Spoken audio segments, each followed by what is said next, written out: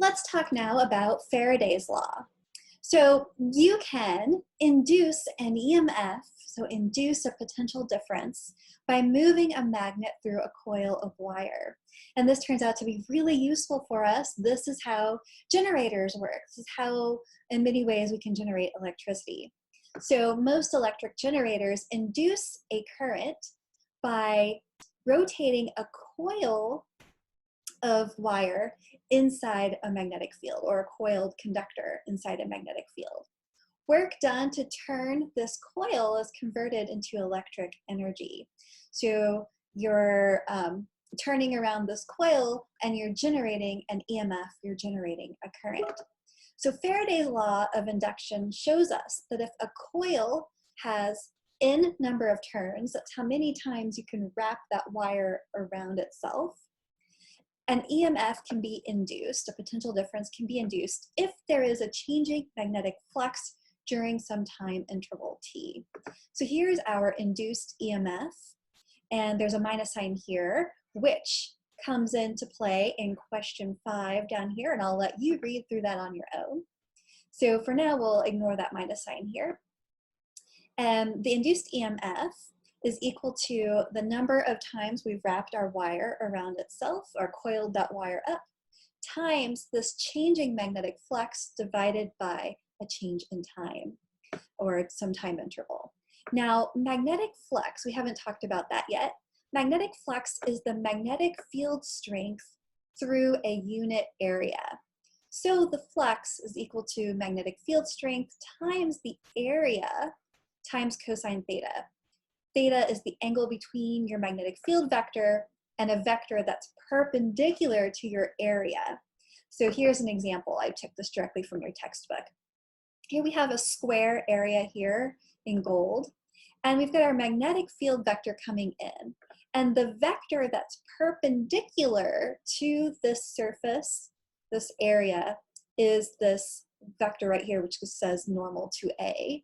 Normal also means perpendicular. So this angle between the magnetic field and the vector that's perpendicular to our area, that's angle theta here. Okay, so the flux is going to be the magnetic field contained within this area times cosine theta.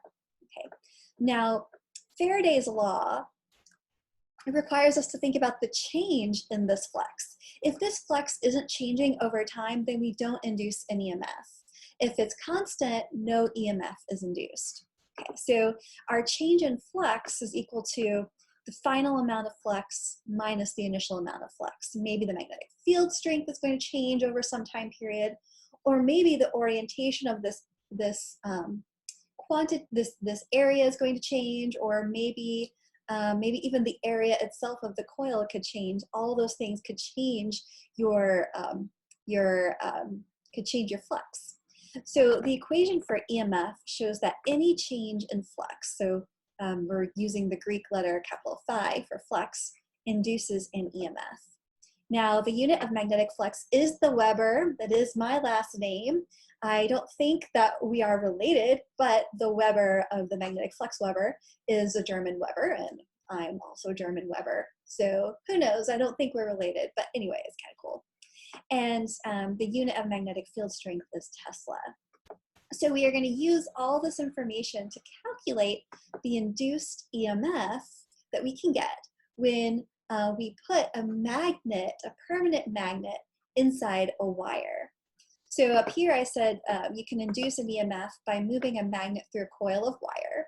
You can also induce EMF by taking a permanent magnetic field created by permanent magnets and moving the coil within it somehow. So either one of those ways you can induce an EMF and induce a current. Okay, so we're going to calculate the magnitude of our induced EMF when a bar magnet is thrust into a coil. So we've got a coil of wire wrapped around itself n number of times. So here 4 times, and we're going to shove a magnetic field or a permanent bar magnet inside there.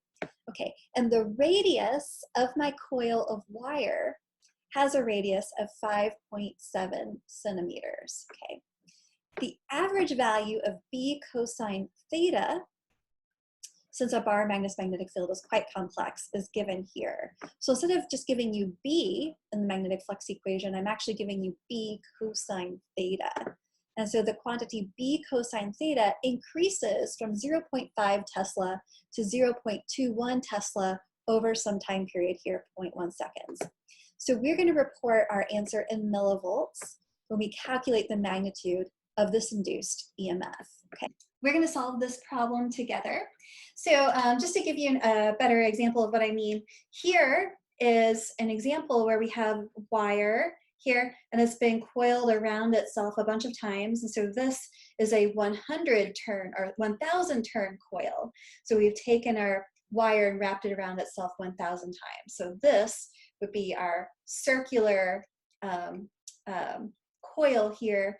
And let's imagine that we are taking a bar magnet and entering it into this coil of wire here. And then we can induce an EMF. We can induce a current in that way. We're just going to calculate the induced EMF though, okay? So our induced EMF here is minus N times the change in our magnetic flux over the change in time. We're just going to look at the magnitude of this. We're not going to worry about the minus sign here. And so remember, flux is magnetic field times the area cosine theta. Theta is the angle between B and the vector perpendicular to our surface, or perpendicular to our area through which we have magnetic field. Okay, so this change in magnetic flux, we're going to write that, well, the area in my problem isn't changing. The size or the shape of my coil isn't changing. So the area is constant. It's the B cosine theta part that's changing. So I'm going to move this A out in front here. And so I'm going to say that my change in flux is equal to A times B cosine theta final minus B cosine theta initial. So the area of my coil is going to be pi times r squared. So pi times 0.057 meters squared. Okay, and then I'm going to multiply it by my initial value for B cosine theta, which was 0.21 Tesla, minus the final value of B cosine theta, which was, or sorry, minus the initial value of B cosine theta, which was 0.05 Tesla here. Okay, so then my change in flux is going to be, let's calculate that real quick, is 1.63 times 10 to the minus 3 Webers, okay, because the unit of flux is Weber. And then I'm going to take this quantity, multiply it by N, divide it by T in order to get our EMF.